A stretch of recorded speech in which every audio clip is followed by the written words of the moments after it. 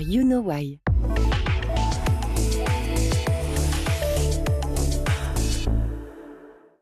Bonjour à tous et bienvenue dans le Grand JT. Tout de suite, le sommaire.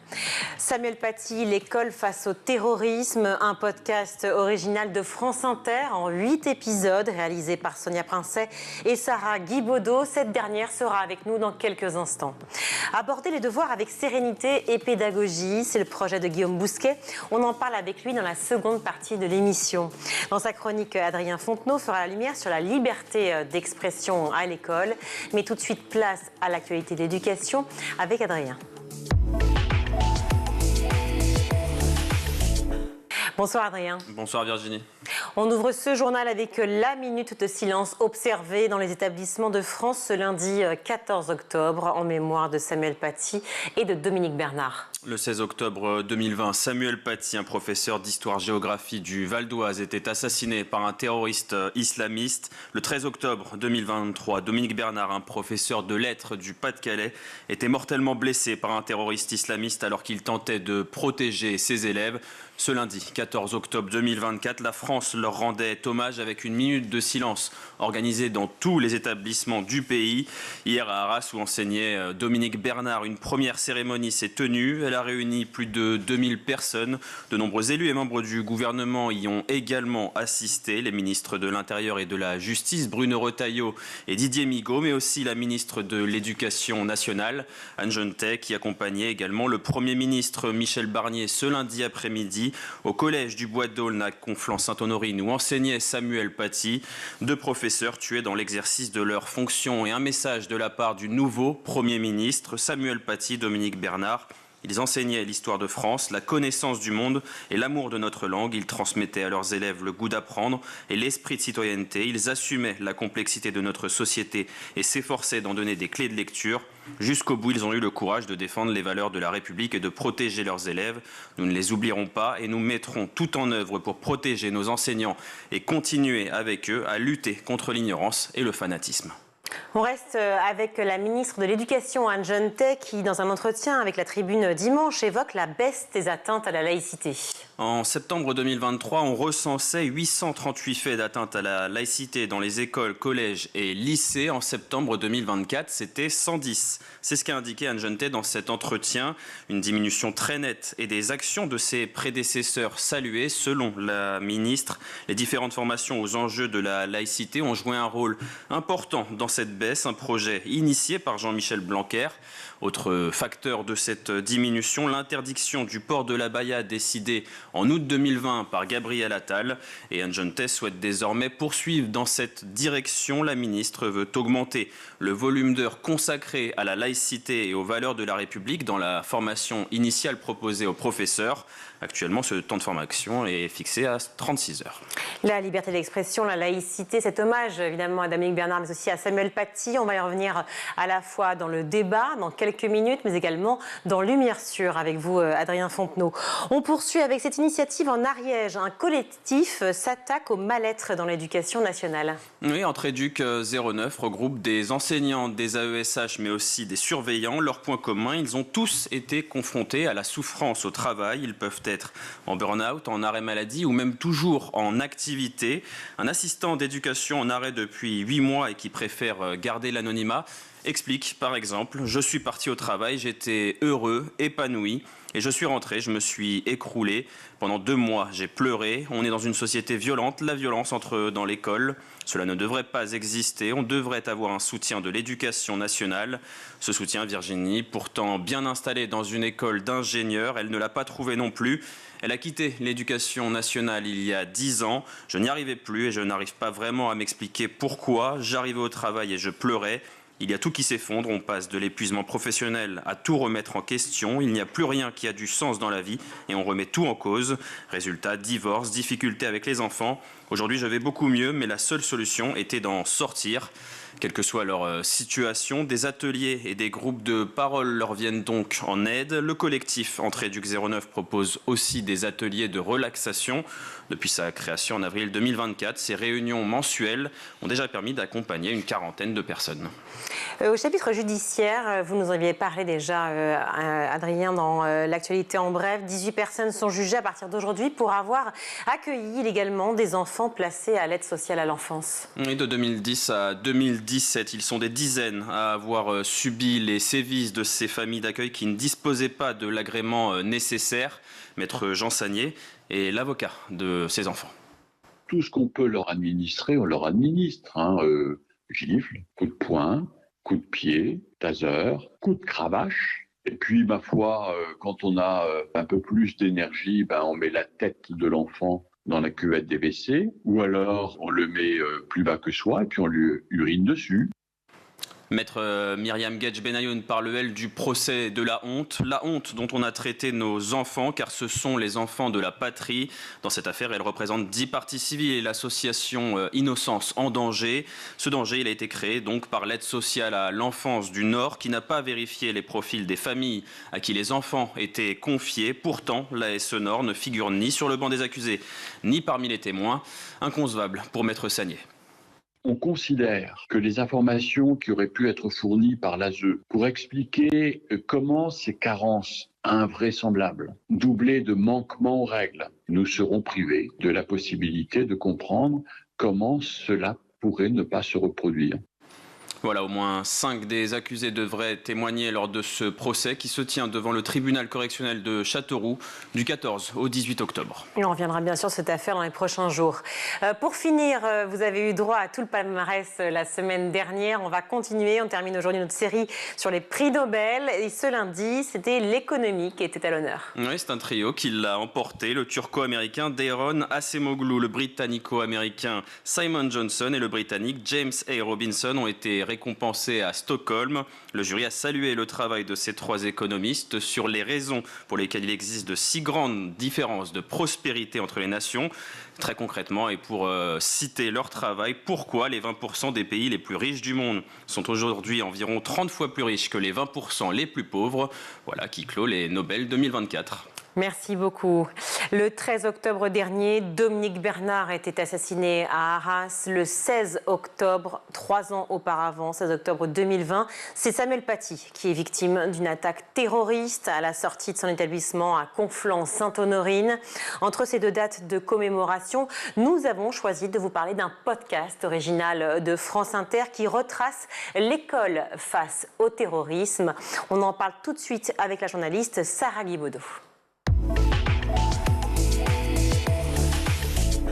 Bonsoir Sarah Guibaudot. Bonsoir. Merci d'être avec nous. Vous êtes journaliste, vous êtes chef du service police-justice à France Inter et co-autrice avec Sonia Princet, co-réalisatrice de ce podcast Samuel Paty, l'école face au terrorisme, qui est donc disponible sur la plateforme de France Inter. Pour rappel, 1 minute de silence a été faite aujourd'hui en l'honneur de Dominique Bernard et de Samuel Paty. On va parler spécifiquement de Samuel Paty puisque c'est le podcast que vous avez donc co-écrit, réalisé, Samuel Paty, l'école face au terrorisme. Le 16 octobre 2020, ce professeur d'histoire-géographie était assassiné, décapité par un islamiste radical à Conflans-Sainte-Honorine après avoir été la cible d'une campagne de haine. Et j'insiste sur ce mot puisqu'on va l'expliquer justement dans le podcast. Une campagne de haine pour avoir montré les caricatures de Mahomet lors d'un cours d'éducation civique sur la liberté d'expression. Il y a 2 semaines, le collège du Bois-Noble de Conflans-Sainte-Honorine, donc du coup a décidé d'être renommé collège Samuel Paty. Il a fallu du temps pour qu'on arrive à cela. Est-ce que c'est aussi ce même temps, ce temps long, qui a été nécessaire pour réaliser ce podcast ?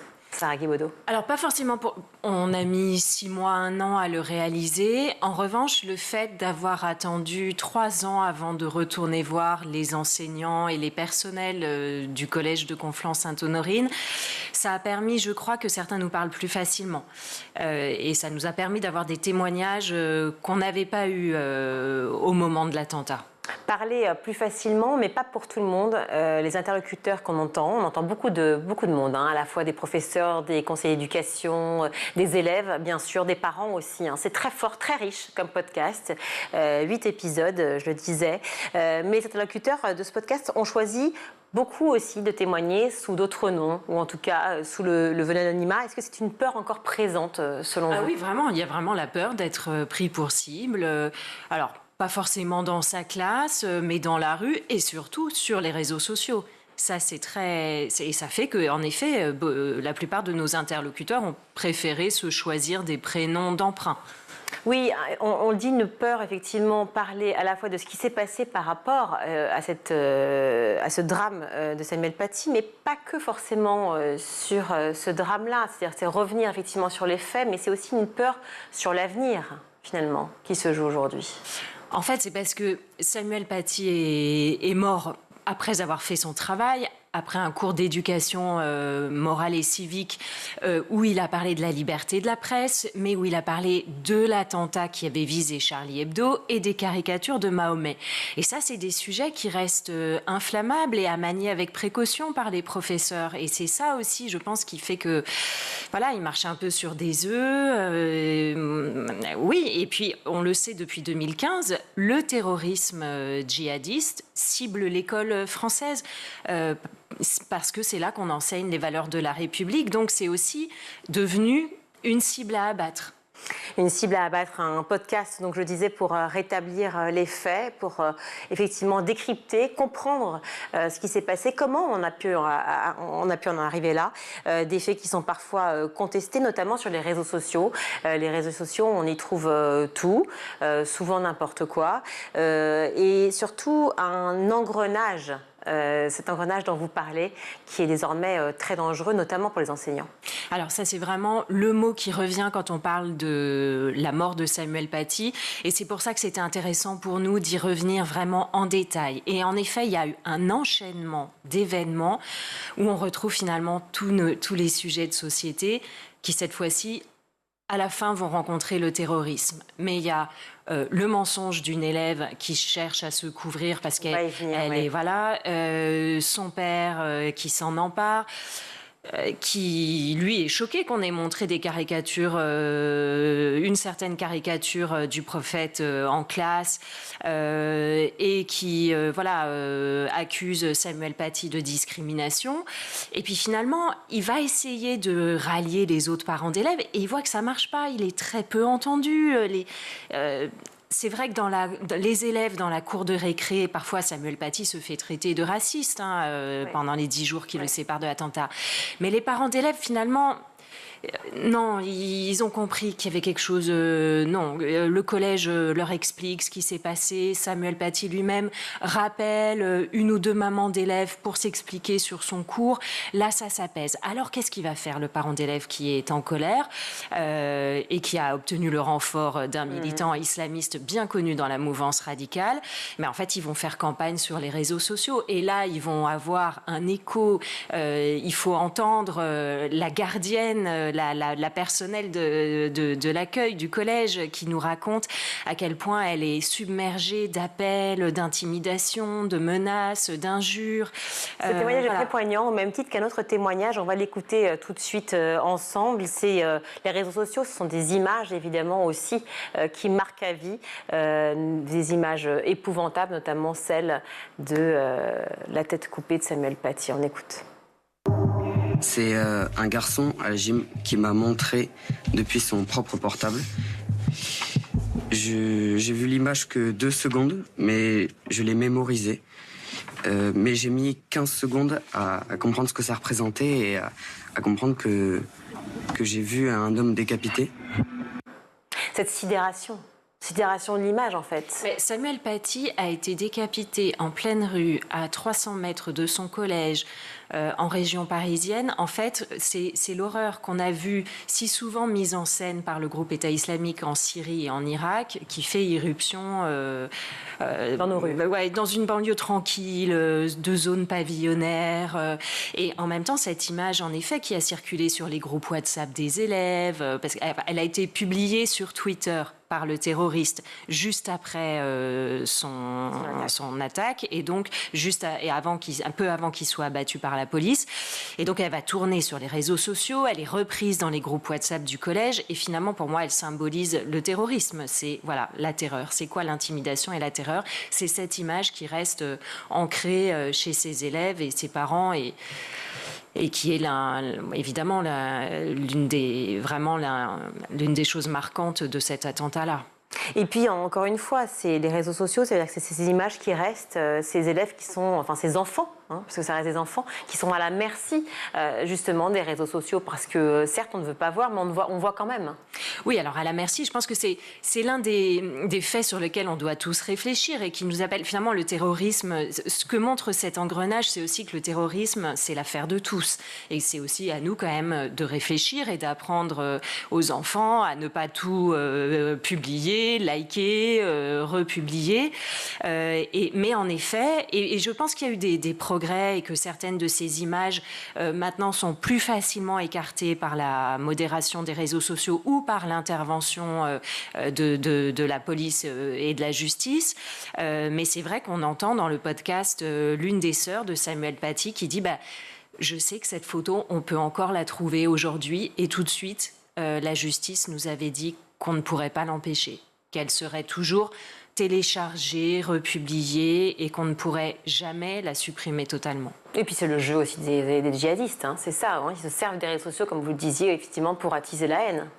Pour leur propagande, et une propagande qui, depuis qu'ils ont perdu du terrain depuis 2019 notamment, le chercheur Hugo Micheron nous l'explique dans le podcast, cette propagande, elle vise particulièrement les jeunes. Alors, on l'a justement, Hugo Micheron, on l'écoutera juste après. Je voudrais juste parler, ce podcast, il est décliné, comme je disais, en 8 épisodes, notamment un qui parle de la vérité, parce qu'effectivement, beaucoup de mensonges ont été dits. Le premier mensonge, c'est celui de cette jeune fille. Oui, le mensonge et... Vous avez appelé Zora dans le podcast. Oui, en fait, c'était important pour nous de reconstituer le fameux cours de Samuel Paty, dont souvent on n'a eu qu'un aperçu très... Voilà, on sait qu'il a montré des caricatures de Mahomet, et souvent, vous savez qu'il a montré une caricature en particulier qui montre le prophète nu. Et tout le monde peut, même moi à l'époque, la réflexion que je me suis faite, c'est oulala, cette caricature à des élèves de 4e, et en fait, quand vous voyez son cours, vous voyez à quel point ça participe d'une démarche pédagogique construite. Comment, en fait, il veut leur expliquer pourquoi il y a eu l'attentat de Charlie Hebdo. Il commence par leur montrer des caricatures, on va dire, beaucoup plus faciles, consensuelles, notamment celle de Cabu qui montre Mahomet qui se désole parce qu'il est débordé par les intégristes et qui dit c'est dur d'être aimé par des cons. Alors évidemment, quand je dis consensuel, les intégristes qui ne veulent pas qu'on représente Mahomet n'y trouveront pas leur compte. Mais voilà. Et à la fin, finalement, sa démarche, ce qu'on comprend, c'est de leur dire il faut quand même que je leur montre c'est quoi l'esprit Charlie. Oui, parce que lui, c'était un lecteur de Charlie Hebdo. C'est ce que vous racontez en fait, qui il était surtout Samuel Paty, parce qu'on ne savait pas qui il était. C'était un homme qui était très... Charlie, mais justement dans ce cours, il a cette séquence être Charlie, ne pas être Charlie. Oui. Il n'impose aucune opinion à ses élèves. Il fait 2 colonnes. Première colonne, c'est la liberté de la presse, et deuxième colonne, c'est Charlie n'est pas respectueux envers les religions.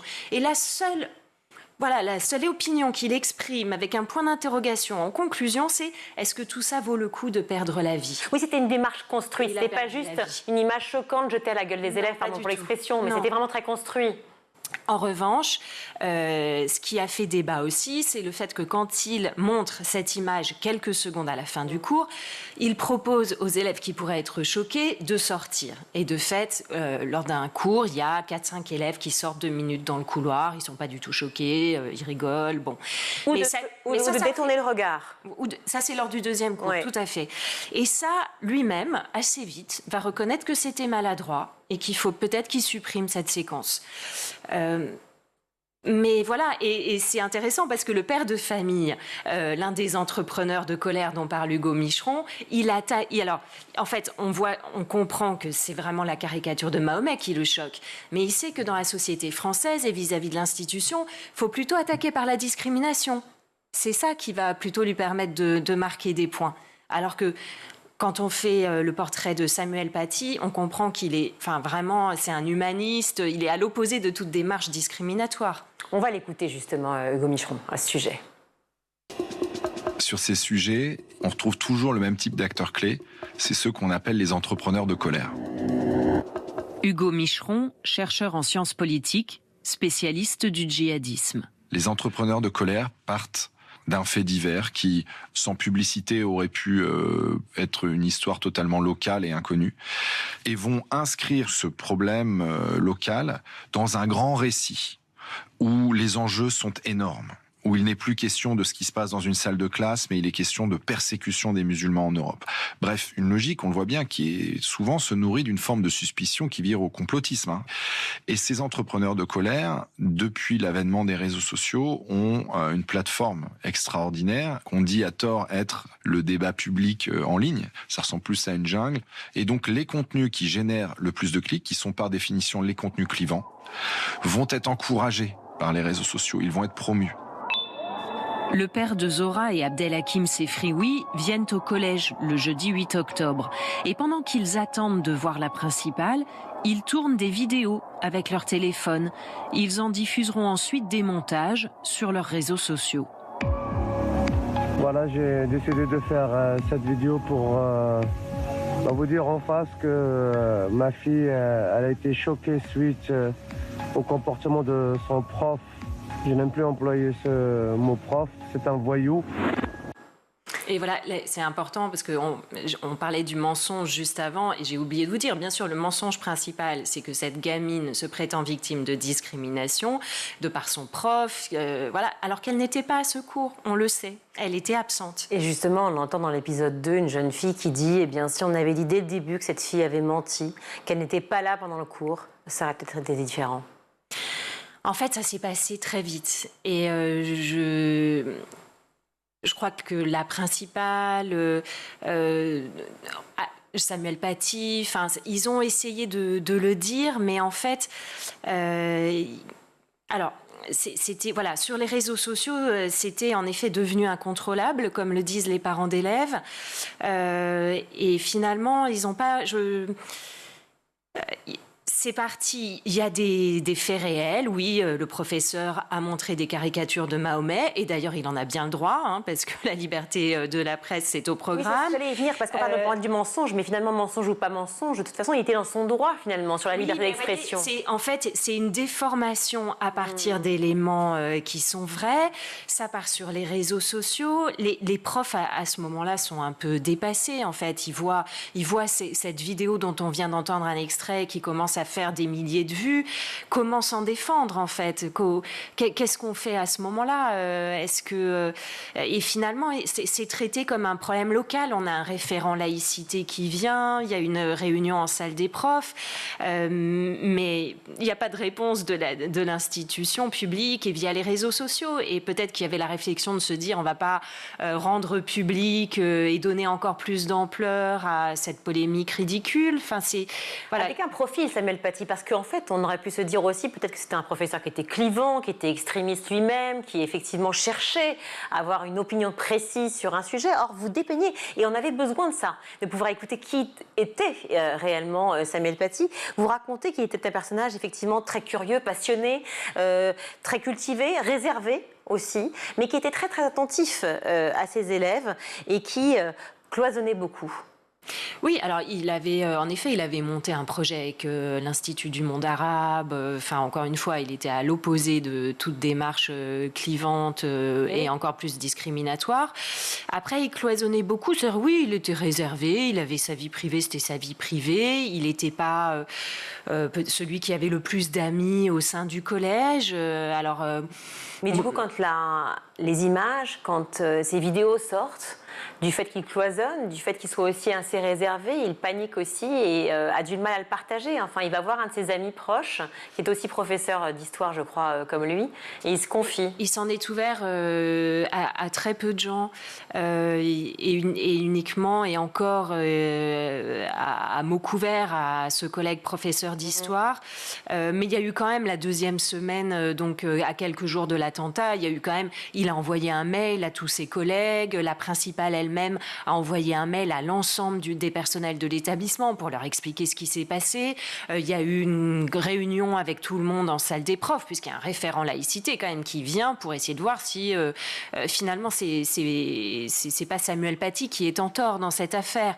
Donc je crois qu'il a quand même eu l'occasion de rétablir la vérité et de s'en expliquer vis-à-vis de ses collègues. S'en expliquer et puis aussi d'alerter, parce que c'est aussi ça, se dire, la question c'est est-ce qu'on aurait pu l'éviter? C'est forcément la question que tout le monde se pose aujourd'hui. Est-ce qu'on aurait pu éviter cet attentat? Est-ce qu'on aurait pu protéger Samuel Paty et aussi Dominique Bernard et tous ceux qui sont malheureusement victimes de menaces ou d'attentats? Le 7 octobre, on est d'accord que l'attentat est le 16 octobre de Samuel Paty. Le 7 octobre, la principale du collège fait une alerte auprès du directeur académique adjoint. Une alerte de niveau 3, c'est-à-dire une alerte d'une extrême gravité. Oui, et clairement, je crois qu'aujourd'hui, on l'a vu depuis, ces alertes sont traitées différemment. Finalement, ce que tout le monde nous a dit, alors, sauf le rectorat qui n'a pas voulu nous répondre, sauf la police nationale qui n'a pas voulu nous répondre, mais c'est que finalement, personne n'avait imaginé ça. Personne n'avait imaginé un professeur attaqué par le terrorisme islamiste. Personne n'avait imaginé Charlie Hebdo, personne n'avait imaginé non plus l'attentat du RER.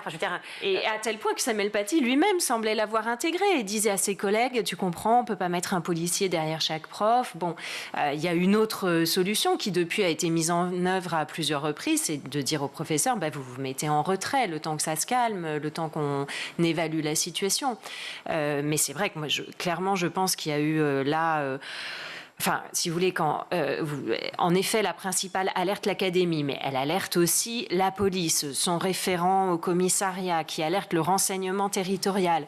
Et là, le renseignement territorial ne fait pas du tout le lien avec le fait qu'on est en plein procès des attentats de Charlie Hebdo, qu'il y a eu de nouvelles menaces d'organisations terroristes en lien avec la republication des caricatures de Mahomet. Et là, il ne se dit pas, cette situation peut être dangereuse. Et même dès 2010, c'est-à-dire qu'on est quand même bien longtemps avant, 10 ans avant cet attentat, où c'est raconté par Carole Zerbib, qui est ancienne principale de collège, et qui racontait effectivement aussi ces déclarations, ces angoisses, ces menaces à l'époque, qui ne sont pas prises au sérieux.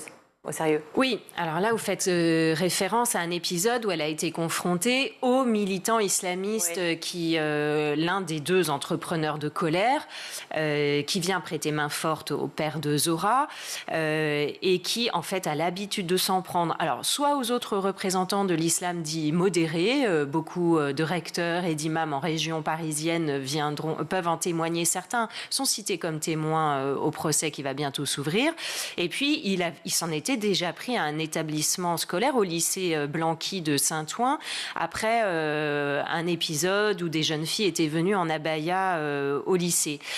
Et en fait, alors, toute la question, c'est de savoir quels sont ses liens ou pas avec des organisations terroristes. Lui s'en défend et ce sera tout l'un des enjeux du procès. Mais vous avez raison, en 2010, la principale adjointe, Carole Zerbib, dit moi j'ai porté plainte et je n'ai jamais eu de nouvelles. C'est ça, les alertes étaient déjà là.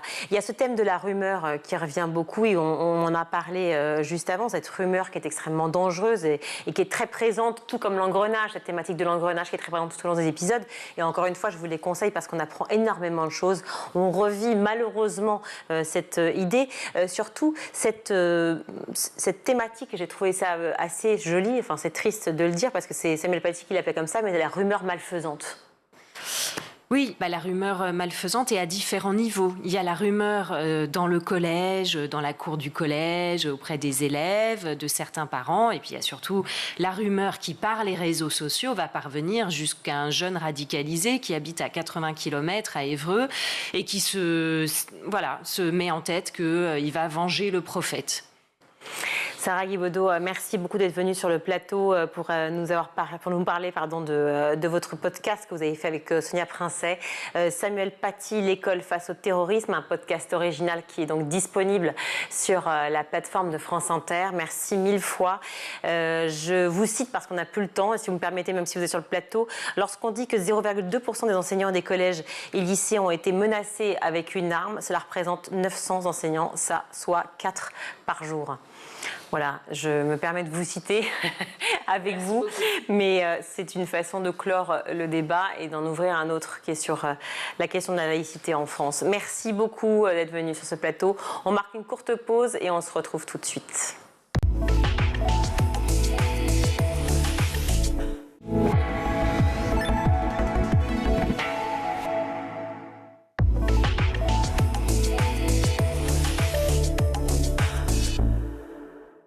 De retour dans le Grand JT, je suis ravie d'accueillir Guillaume Bousquet. Bonjour. Bonjour. Merci d'être avec nous, Guillaume, sur ce plateau. Vous êtes fondateur de Pédago Vie, Pédago ' Vie, et créateur du parcours apprenti ' sage au sein même de Pédago Vie. Alors on a compris, c'est l'apprentissage, mais de manière sage, de manière intelligente, réfléchie, de manière calme surtout. Et pourquoi je vous dis ça? Parce qu'en fait, l'idée d'apprentissage, si j'ai bien compris, c'est justement de partir de ce principe, de ce constat clair qui est comment je vais faire en sorte que mes enfants fassent leurs devoirs de manière rapide, efficace, efficiente, sans moi-même m'énerver, devenir dingue et maintenir une bonne relation avec eux et qu'ils aient eux-mêmes une bonne relation avec leurs devoirs. C'est ça? C'est exactement ça. Parce que quand on fait les devoirs à la maison, il y a toujours plein de tensions qui peuvent apparaître. Il y a des problématiques autour de la motivation. Les enfants n'ont pas envie de se mettre au travail. Ça, c'est une première problématique. Puis les enfants, ils peuvent être aussi agités pendant les devoirs et on ne sait pas trop comment le gérer. Ça peut, nous, en tant que parents, nous agacer profondément. Et puis la troisième chose, c'est qu'on peut manquer d'outils, de techniques pour que la mémorisation du poème soit efficace, pour que le vocabulaire à apprendre aussi se fasse de manière fluide. Et on est dépassé en tant que parent. Alors vous allez nous donner toutes les recettes, bien entendu, puisque c'est ce qu'on attend. Mais je voudrais quand même rester sur ce constat-là, parce que le constat, on l'a tous fait. Moi, je suis maman de 2 enfants. D'autres amis l'ont fait aussi de mon côté. Parents, que ce soit les papas, les mamans, tout le monde, en fait, les grands-parents. Comment vous avez réussi non seulement à se dire « Ok, j'ai fait le constat, certes, comme tout le monde, mais en plus de ça, j'ai trouvé la solution. » Vous avez été prof de français, il me semble, pendant 13 ans. Oui. Ça, c'est une première chose. J'imagine une aide déjà. Vous avez pu constater. Mais j'imagine qu'aussi, vous avez une grande famille. Oui, j'ai une grande famille. J'ai 5 enfants et je suis remarié. Mon épouse en a 2, donc nous avons 7 enfants. Ah oui. Donc nous savons ce que c'est les devoirs à la maison. J'ai encore... C'est une classe que vous faites, en fait. C'est ça. J'ai une mini-classe à la maison. Alors maintenant, heureusement, il y en a qui grandissent, qui ne sont plus là. Mais disons qu'il y a encore les 3 plus jeunes. Mes 3 plus jeunes filles sont à la maison. Elles ont 15, 13 et 10 ans. Et donc les devoirs, il y en a plein. Et en effet, nous sommes confrontés à ça au quotidien. Mais c'était valable, enfin, je veux dire, c'est pour tous les traits de caractère finalement assez différents. C'est-à-dire que certains sont peut-être plus scolaires que d'autres. Mais finalement, vous vous rendez bien compte que l'épisode devoir est compliqué? Alors, il y a des enfants qui sont autonomes. Moi, j'ai ma grande qui maintenant a 19 ans et qui est en études supérieures, en double licence de gestion et droit. Eh bien, elle est autonome depuis le début. Voilà, donc avec elle, ça a toujours été facile. Mais il y en a d'autres pour qui c'est moins facile. Et c'est pas parce qu'ils sont moins intelligents, c'est simplement parce qu'ils ont besoin aussi dans la relation d'être accompagnés. Et chaque être humain, chaque individu est différent et les outils sont là pour permettre à chacun de s'épanouir. Et c'est ça l'objectif. Alors justement, on a plusieurs choses à voir, plusieurs angles, si je puis dire, au sein même de ces fameux devoirs à la maison, parce qu'il y a évidemment l'efficacité, c'est-à-dire de faire ses devoirs en un minimum de temps, mais en apprenant un maximum de choses, oui, qui est le premier point. Et en plus, il y a cette idée, souvent dans les petites classes et jusqu'à peut-être la 5e, 4e, c'est l'histoire de l'autonomie. Oui. Ou sinon de la complicité qui doit s'opérer entre parents et enfants. L'autonomie, elle se construit en fait. L'autonomie, elle se développe, elle s'acquiert petit à petit. Et c'est un enjeu qu'il faut avoir en tête. C'est qu'un enfant n'est pas autonome en CP, n'est pas autonome en CE1, en CE2. Il va l'acquérir petit à petit et dans certains domaines plus que dans d'autres. Par exemple, apprendre son vocabulaire, il va pouvoir devenir autonome petit à petit, alors qu'il ne sera pas autonome pour apprendre une leçon, par exemple. Donc l'autonomie, c'est pas non plus laisser faire seul. On a souvent une mauvaise représentation de l'autonomie en France, c'est de considérer qu'être autonome, c'est faire seul. Alors qu'en fait, être autonome, c'est de chercher la bonne ressource. Et en tant que parents, nous sommes là pour accompagner les enfants à trouver ces ressources-là. Mais encore faut-il nous-mêmes les avoir, parce qu'on n'a pas forcément les bonnes ressources. Vous étiez prof de français, ça aide, mais quand on est simple, par exemple, je sais pas, journaliste ou boulanger ou autre, ou médecin, peut-être qu'on ne sait pas effectivement quelles sont les bonnes ressources pour nos enfants. Comment on fait? C'est vrai. Alors, c'est vrai qu'aujourd'hui, on a la chance d'avoir le numérique avec énormément de ressources. Il faut aller les trier un petit peu ou les confronter. Pour le parent, c'est d'aller en quête d'outils. C'est pour ça que parcours apprentissage que j'ai créé en 2018 au lancement de mon activité, qui était là pour aider les parents à faire les devoirs, eh bien aujourd'hui je souhaite vraiment le mettre à disposition du plus grand nombre parce que je me rends compte avec mes enfants qui sont encore dans les devoirs combien c'est précieux d'avoir les bons outils. Mais qu'est-ce qu'il y a dans ce pack? C'est quoi? C'est fou le mystère du pack. Qu'est-ce qu'on peut y trouver? Ce sont 6 thématiques en fait qui sont traitées et c'est très court. Hein, le contenu en tout total c'est 1h30 de contenu, c'est pas énorme, mais c'est 18 petites vidéos. Dedans il y a des mouvements par exemple parce qu'on oublie que l'apprentissage ça commence pas là mais ça commence dans le corps et les enfants ils arrivent, ils ont une journée harassante, ils ont été assis, ce qui est la plus mauvaise position pour apprendre, ils ont été assis pendant longtemps et ils arrivent, il faut qu'ils se rassoient. Alors si on les fait pas bouger, si on les met pas en mouvement, si on les motive pas pour entrer dans l'apprentissage, déjà ça marche pas. Donc on pourrait par exemple apprendre debout tout ce qui finalement est leçon d'histoire, par exemple géographie, évidemment une poésie, tout ce qui est en fait peut-être davantage littéraire. Est-ce que ça marche pour les maths, les matières scientifiques? Ça marchera pour tout. En fait, ça peut être simplement d'apprendre debout, ça peut être de se mettre à marcher, ça peut être, il y a un super truc, c'est une planche d'équilibre, c'est de prendre une planche d'équilibre. Aujourd'hui, je conseille vraiment ça. Alors un skate, c'est un peu dangereux. Là. Une planche d'équilibre avec une bascule. Vous savez, les planches qui basculent de gauche à droite, c'est ce qui est le plus simple. Il y a des planches qui basculent dans tous les sens, 360, c'est un peu plus difficile, c'est moins confort pour l'enfant. Donc on va se concentrer sur l'équilibre et du coup... Alors à l'inverse, on va mobiliser l'équilibre, mais on va se concentrer sur l'apprentissage du vocabulaire, la restitution. Voilà. Comme quoi j'ai tout raté. Non, c'est simplement qu'en fait, si je me concentre sur l'équilibre, je vais au contraire être dans la crispation, alors que l'idée c'est pas ça, c'est monte sur la planche et puis vas-y, récite-moi ton poème que tu as commencé à apprendre. La première strophe, vas-y, dis-la. Et du coup, l'enfant va se concentrer sur sa première strophe et il va travailler son équilibre. Et pour les enfants, par exemple, qui ont un TDAH, un trouble de l'attention avec ou sans hyperactivité, ça va énormément les canaliser. C'est excellent. Ou avoir quelque chose dans les mains, peut-être. Des balles, des jeux. Dans les mains. Voilà, moi, je propose un programme qui s'appelle Multimove, qui est complémentaire du parcours apprentissage, où c'est des exercices avec des balles de rebond et des sacs de sable. Et là, on va pouvoir, pendant que l'on apprend, lancer le sac, le rattraper. On va pouvoir faire tous ces petits exercices qui sont très ludiques parce que c'est des sacs de sable, c'est des balles de rebond, c'est coloré. C'est valable aussi bien pour le CP que pour la 3e? Alors c'est valable du CP jusqu'à même pour les étudiants à tout âge. Oui. Donc d'accord, le mouvement déjà, vous disiez, premier point. Oui, Deuxième point. Deuxième point, ça va être les techniques. Alors là, c'est tout l'éclairage des neurosciences en fait, et c'est ça qui est intéressant, c'est comment fonctionne le cerveau pour apprendre.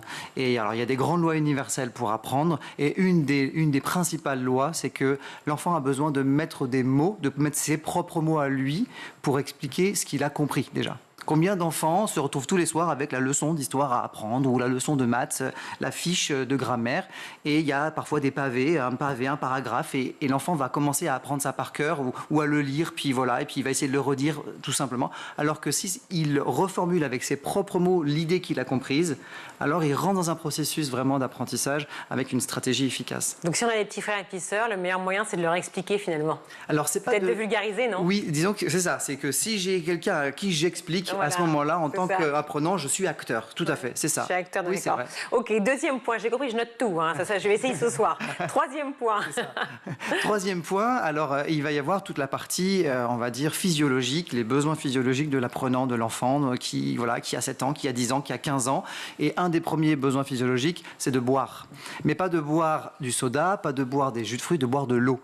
Et avant un temps d'apprentissage, c'est tout simple, eh bien, faites boire à votre enfant une gorgée d'eau en conscience, c'est-à-dire qu'il prend le temps de boire la gorgée d'eau, de sentir qu'il a l'eau dans la bouche, de sentir l'eau qui coule, et ça va le recentrer. Et ça va faire passer le message au cerveau que la personne prend soin des besoins physiologiques fondamentaux, respirer, avoir de l'eau parce que notre corps est composé à 80% d'eau, 70% pour un enfant. Donc vous voyez, tout simplement, l'alimentation est c'est le point un peu plus large, c'est-à-dire il y a l'eau, mais il y a qu'est-ce que je mange avant les devoirs. Est-ce que je mange une tartine de pain avec du Nutella, par exemple? Oui. Auquel cas, s'il y a trop de sucre, et notamment s'il y a des additifs, s'il y a un peu de bonbons, des choses comme ça, alors là, les devoirs vont mal se passer. Il y a de fortes chances. Parce que le sucre, ça endort, c'est ça? Le sucre, ça va avoir un effet de pic de glycémie et puis une chute de glycémie qui va avoir un effet, au contraire, de découragement, de démotivation, j'ai pas envie. Et les additifs qui sont présents dans ces produits-là, c'est l'inverse, ça va créer de l'excitation. Donc en fait, on a différents axes possibles, et dans le parcours apprentissage, je vais donner plusieurs pistes concrètes pour pouvoir faire le devoir plus facilement. Donc les nutriments essentiels. Ok. Est-ce qu'un quatrième petit tips ou pas? Je ne vais pas tout dévoiler, mais bon. Alors un quatrième petit tips qui fonctionne énormément, c'est de demander à l'enfant quelle image il a dans sa tête. C'est-à-dire que l'enfant lit une phrase, par exemple, il dit quelque chose qu'il apprend. est-ce qu'il a une image dans sa tête? Et là, s'il décrit une sorcière horrible qui représente sa maîtresse, on dit quoi? Alors, c'est qu'il n'a pas du tout compris la leçon, certainement. Mais disons que, voilà, combien d'enfants aussi doivent apprendre des mots d'anglais, par exemple? Est-ce que, quand l'enfant il dit un mot en anglais parce qu'il l'a appris par cœur, est-ce qu'il a une image dans sa tête de ce mot-là? Ou est-ce qu'il voit rien du tout et que c'est flou? S'il apprend une phrase d'une leçon d'histoire ou d'éducation civique sur le tri des déchets, par exemple, et qu'il apprend et il récite sa phrase par cœur, le meilleur moyen de lui demander, c'est pas de savoir s'il a compris. Oui. Si je lui demande s'il a compris, il va répondre oui. Parce qu'à partir du moment où il a compris 30% de l'information qu'on lui a donnée, eh bien, il répond oui. C'est comme ça que fonctionne l'individu. Mais si par contre je lui demande qu'est-ce que tu as comme image dans ta tête ou qu'est-ce que tu as compris, à ce moment-là, il va pouvoir se raccrocher à ces images mentales.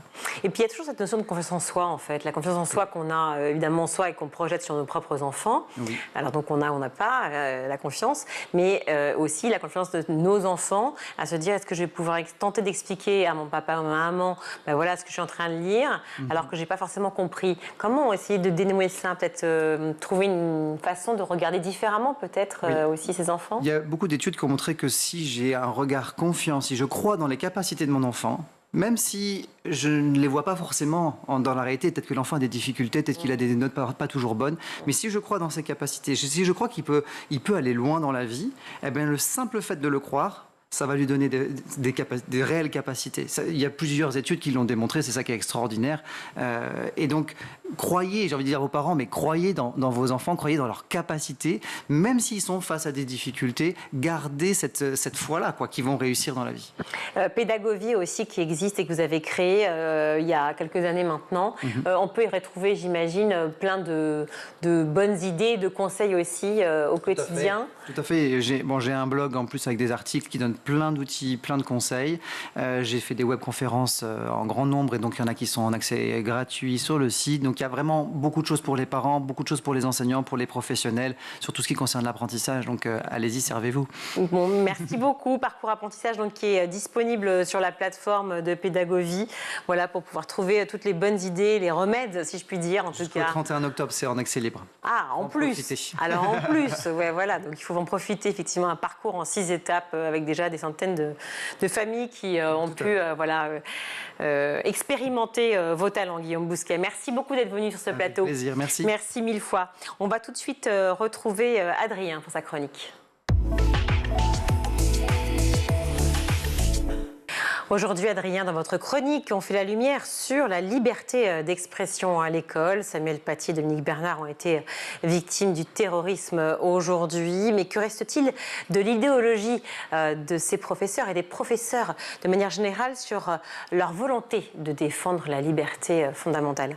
Cette liberté est largement mise à mal. La liberté d'expression menacée au sein de l'école républicaine, ce n'est plus une question mais une réalité au vu des événements, des différentes analyses qu'on va voir ensemble également. Les exemples se sont multipliés. Prenons par exemple Stéphane, dans un collège de Cognac en Charente. Stéphane est professeur d'histoire-géographie comme Samuel Paty.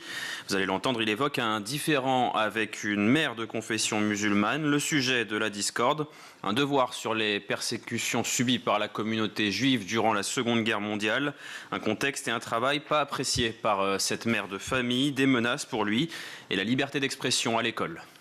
Je sortais d'une séquence dans laquelle j'avais honoré la mémoire de mon collègue Samuel Paty et je m'étais attardé longtemps sur cette séquence-là, sur la liberté d'expression, sur la laïcité et sur la culture française et l'histoire de France en matière de caricature, notamment celle de Charlie Hebdo. Et ça a considérablement déplu à cette mère de famille qui, je pense, est venue spécialement pour me menacer. Elle m'a menacé directement au cours de la rencontre parents-professeurs.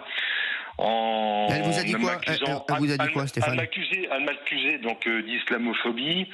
Elle m'a accusé d'en avoir trop fait sur l'affaire de Samuel Paty, que j'étais raciste.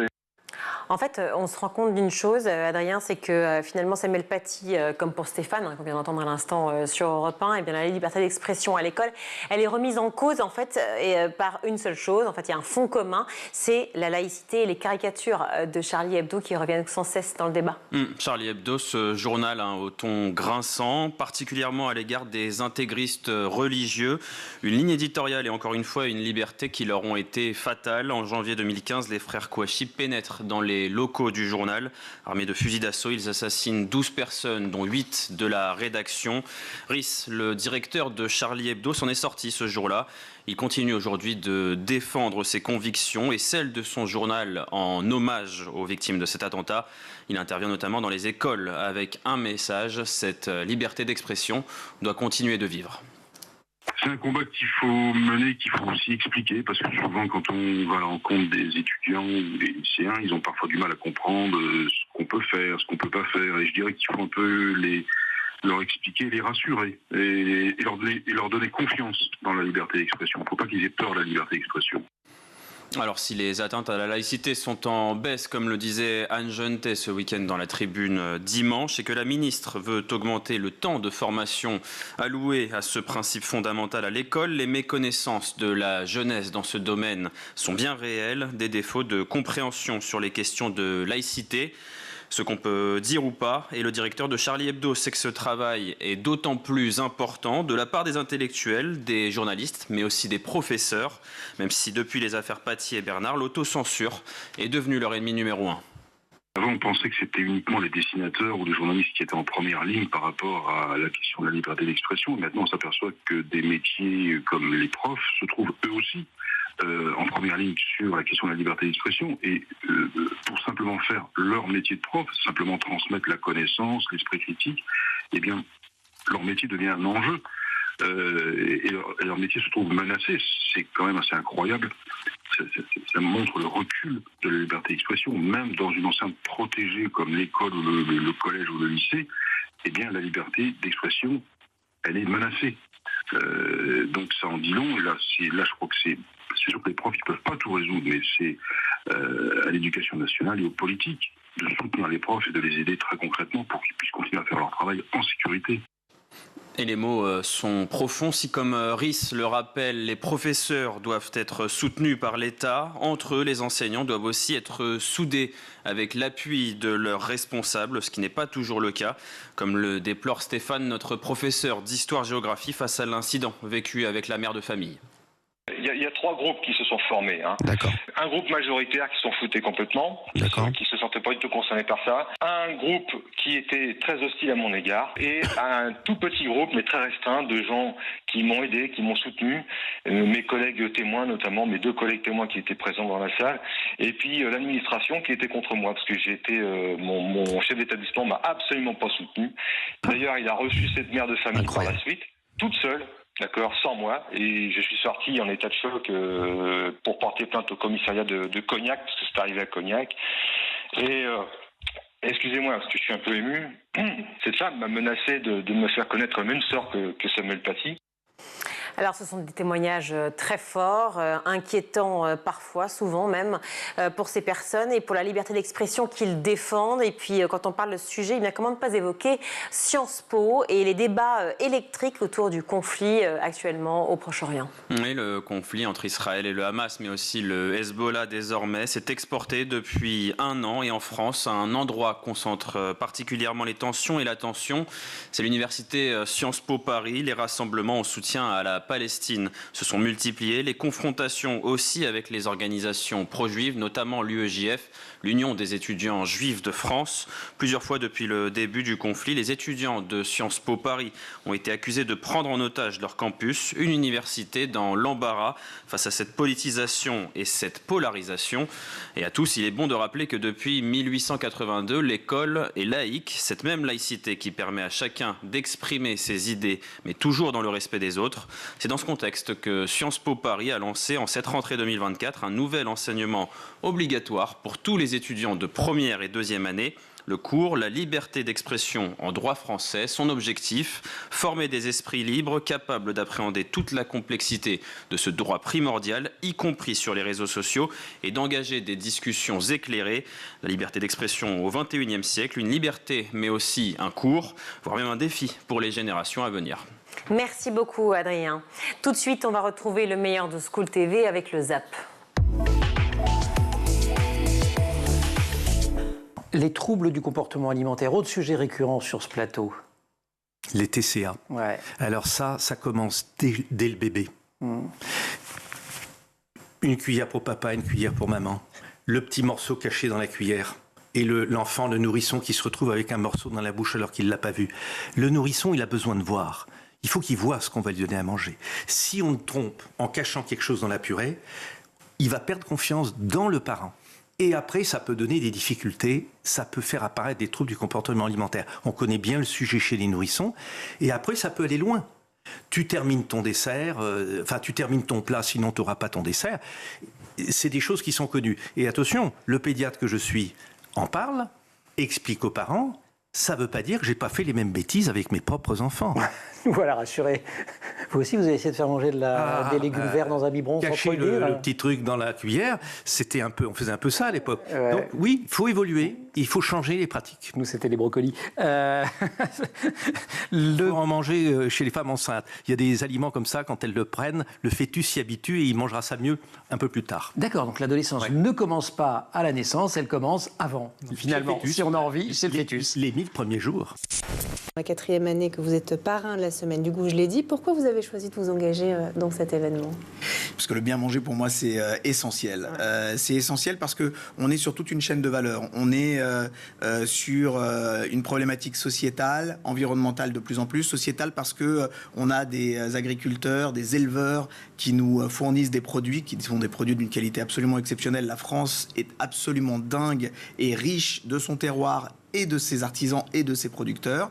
Et puis on a un savoir-faire qui est un savoir-faire depuis toujours autour de la gastronomie. Et ce qui est intéressant, c'est de faire rentrer cette gastronomie, ce bien manger, ce fait maison, et de revenir à l'intérieur des écoles. Dans les écoles, on a plein d'enfants d'origines différentes qui n'ont pas forcément l'habitude de consommer tel ou tel produit ou de connaître telle ou telle saveur. Et donc, à chaque fois, on va leur amener quelque chose de nouveau, de façon ludique, pour les faire découvrir, aimer et pourquoi pas avoir envie après de le remanger. Alors justement, vous parlez de cette façon ludique de les initier au goût. Comment ça se passe concrètement ? C'est des ateliers, c'est des formations ? Alors, ce sont des ateliers, des formations. L'année dernière, il y avait 13 000 classes, 2200 professionnels qui sont venus réaliser plus de 800 ateliers en plus dans les classes. Donc c'était quelque chose d'assez génial. Chaque fois, on va avoir un axe ou un angle différent. Moi, j'ai amené une châtaigne à un moment et j'ai terminé par une recette de Mont Blanc. Commun, effectivement, pour les enfants, la châtaigne. Et pour les enfants, mais la châtaigne dans la bogue, c'est-à-dire avec cette gangue, avec les pointes qu'il y a autour. Quand on la montre, même si je vais dans la rue et demain je fais un sondage et je dis est-ce que vous savez ce que c'est ça ? Il y a très peu de personnes qui vont être capables de me dire bah oui, je sais ce que c'est. Ouais. Là, cette année, en exclusivité, on va faire une courge bouillon caramélisée au miel. Et donc là, ça va être l'occasion de présenter l'ensemble des cucurbitacées, donc ça va faire marrer les enfants parce qu'on va jouer avec un mot hyper ludique qui va les faire rigoler, ce qui rebondit vachement. Et puis on va présenter la courge, le potimarron, la courge spaghetti, le pâtisson, toute cette famille qui est immense.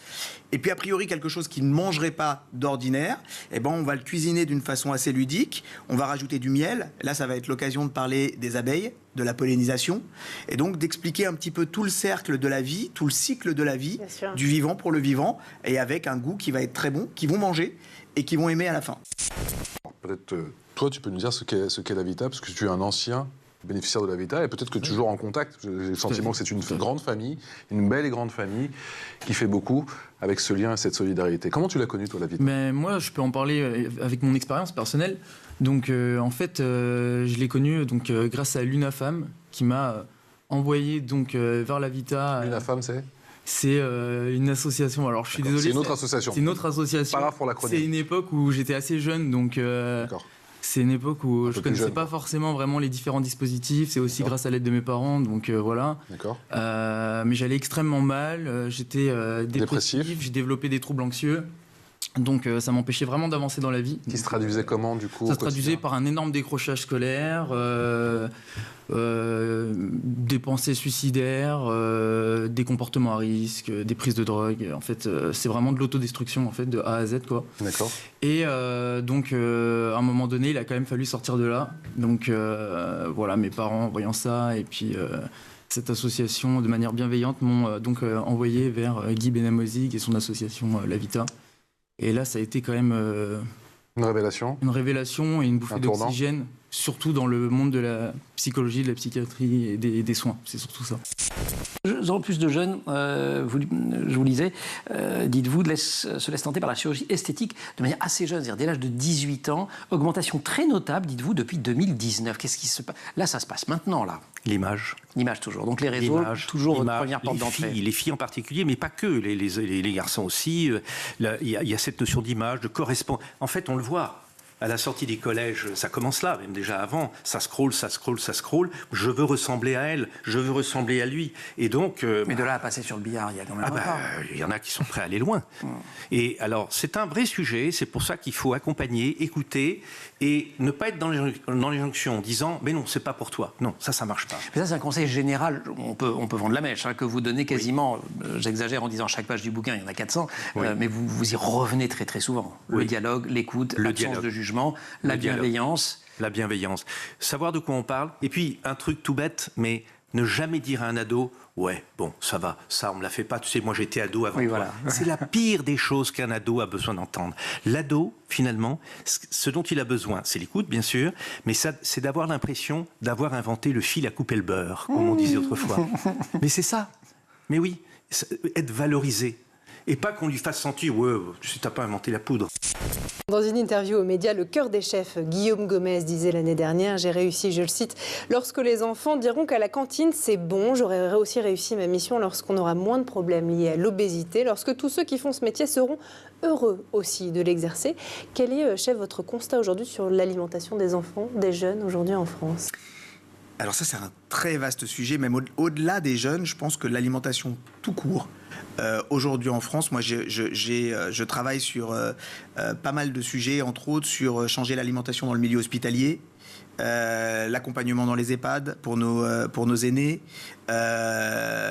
et en fait ce droit de pouvoir bien manger, où que ce soit, pas d'être normé ou normalisé par une production qui va être une production quasi industrialisée, mais au contraire, réussir à faire l'essence même de notre alimentation, qui est du plaisir et de l'envie. Avoir envie que les enfants rentrent à la maison en disant « Ah, j'ai mangé un truc super !» et pas forcément quelque chose d'exotique ou de fou. C'est-à-dire que là, je vois parfois certains parents qui vont dans certaines cantines scolaires, là, je ne vais pas me faire beaucoup d'amis, mais qui vont dire « Ah, ça serait bien de leur faire goûter du poisson. » Alors là, la personne note « poisson ». Ouais, mais ça serait bien de la faire avec un goût un peu différent. Citron. Et ça serait bien aussi de leur mettre du choucal. Moi, j'aime beaucoup le choucal. C'est très bon pour la santé. Et du coup, le gosse va se retrouver avec un merlu poché au citron et au choucal. Qui est quelque chose qui juste ne fonctionne pas en réalité. Et donc, là, on a juste tiré à côté de la cible. Donc, il faut comprendre ce que les enfants aiment, ce qu'ils ont envie, leur amener ce qu'ils ont envie, et en même temps, intégrer du bien manger. Et Guillaume, c'est un mec génial, c'est un chef génial. On a signé ensemble un rapport pour le ministère de l'Agriculture et le mine de Rungis sur la souveraineté alimentaire. On a exactement la même position, le bien manger et l'envie que les enfants et puis les plus fragiles, ceux qui sont à l'hôpital ou nos aînés, mangent bien. Guy Benamozig, les conseils prodigués dans ces vidéos sont simples mais efficaces. Tout à fait. Je préconise naturellement de regarder.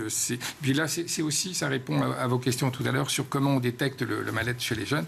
Donc là, on revient sur les problèmes de sommeil, problèmes d'alimentation, problèmes d'isolement, de solitude, d'enfermement. Et tout ceci, naturellement, doit alerter l'entourage, les parents. Et puis les parents peuvent naturellement solliciter la Vita, parce qu'on a donc notre site qui... On va le mettre à l'antenne, effectivement, votre site.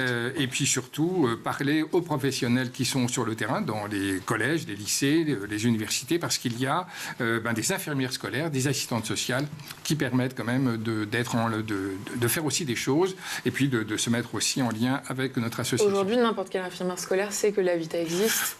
Peut-être pas toutes, mais en tous les cas, le réseau commence à se faire connaître. Et puis là, nous souhaiterions travailler autrement en milieu scolaire, faire un autre type de travail de prévention. En passant par le théâtre forum.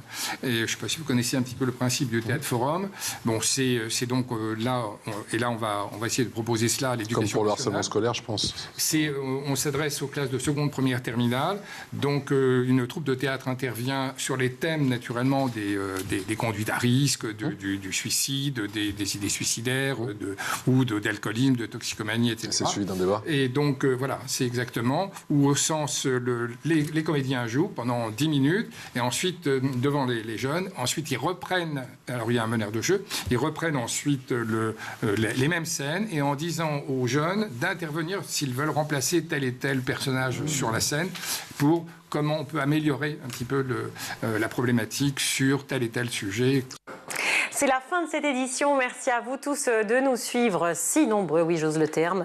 Merci beaucoup à la réalisation aujourd'hui, Théo Boscar, au son Thibaut Gris-Lafont, le maquillage c'est Julie Ordner, et Emma Ferré et Laura Girard à la rédaction. Merci à vous également, Adrien Fontenot.